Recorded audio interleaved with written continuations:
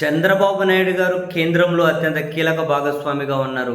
అయినా కూడా ఆంధ్రప్రదేశ్ ప్రయోజనాల విషయంలో రవ్వంతా కూడా మేలు జరగడం లేదు. పైగా వేరే రాష్ట్రాలతో పోలిస్తే ఆంధ్రప్రదేశ్కి అన్యాయమే జరుగుతూ ఉంది. కనీసం ఒక్క విషయంలో కూడా గట్టిగా మాకు ఇది కావాలి అని అడిగి సాధించుకున్నది లేదు.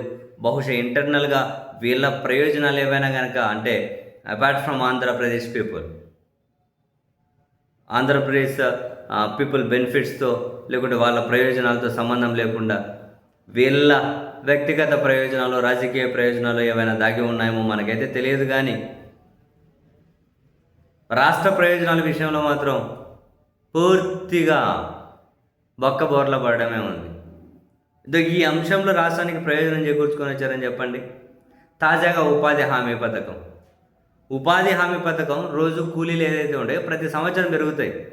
ఉదాహరణకు జగన్మోహన్ రెడ్డి గారు ముఖ్యమంత్రి అయినాయి అంటే చంద్రబాబు గారు 2019లో దిగిపోయే నాటికి ఆంధ్రప్రదేశ్లో రోజు కూలీ 202 రూపాయలు ఏమో ఉండే. అది జగన్మోహన్ రెడ్డి గారు దిగిపోయే నాటికి 300 రూపాయలకు పెంచే వరకు తీసుకొని వచ్చారు. కేంద్రం పెంచాలి.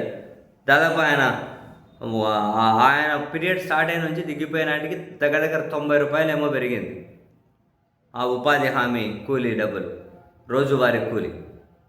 కానీ ఇప్పుడు అంటే మొత్తం మీద 300 రూపాయలు వచ్చింది జగన్ దిగిపోయే నాటికి.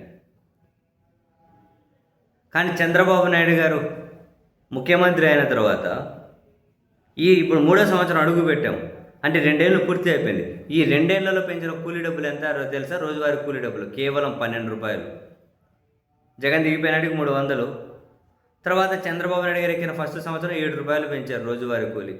ఇప్పుడు తాజాగా జూలై 1 నుంచి అమల్లోకి వస్తాయని చెప్పి కేంద్రం ప్రకటించింది. 5 రూపాయలు పెంచారు రోజువారీ కూలీ. ఈ సంవత్సరం అంతా అంతే, ఇంకా 5 రూపాయలు, కేవలం 5 రూపాయలు. పోనీ అన్ని రాష్ట్రాలు అలాగే పెంచారంటే అరుణాచల్ ప్రదేశ్, ఉత్తరప్రదేశ్, బీహారు ఇటువంటి రాష్ట్రాల్లో 45 రూపాయల నుంచి 66 రూపాయలు పెంచారు రోజుకు. ఇప్పటికి అక్కడ ఎక్కువగా ఉంది. ఇప్పుడు ఫర్ ఎగ్జాంపుల్ చూడండి, అక్కడ ఆ రాష్ట్రాల్లో ఎక్కువగా ఉంది. ఎక్కువగా ఉన్నదాన్ని మరింత ఎక్కువగా పెంచుకుంటూ పోయారు.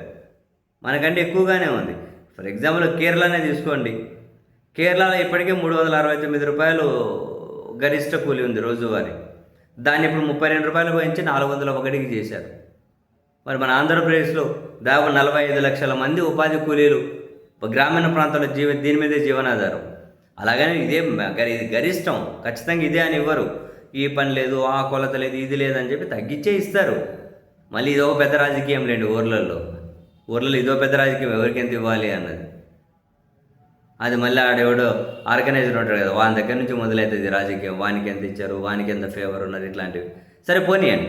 గరిష్ట కూలీ అయితే ఇప్పుడు 312 రూపాయలు, ఆంధ్రప్రదేశ్లో 5 రూపాయలు పెరిగింది.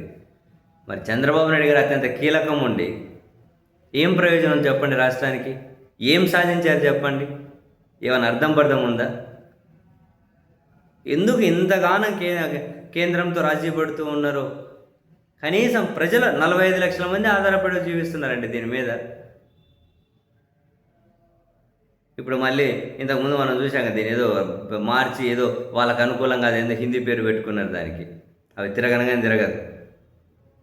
దాంట్లో మళ్ళీ 40% రాష్ట్రం వాటా ఇవ్వాలట. ఇప్పుడు నెక్స్ట్ ఇది మొదలైతే రాష్ట్రం ఏమి ఇస్తుందో చూడాలి, ఎంతమందికి డబ్బులు పడుతుందో చూడాలి, ఎంతమందికి ఉపాధి దక్కుతుందో చూడాలి, ఏమో చూడాలి ఇంకా.